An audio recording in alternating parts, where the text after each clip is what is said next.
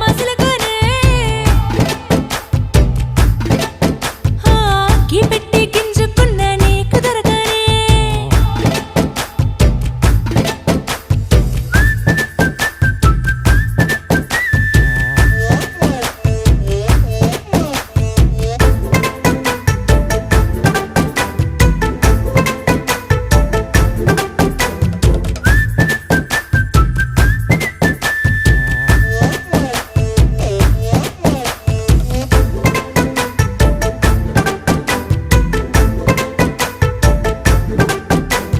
విస్తరి ముందేసి పస్తులు పెట్టావే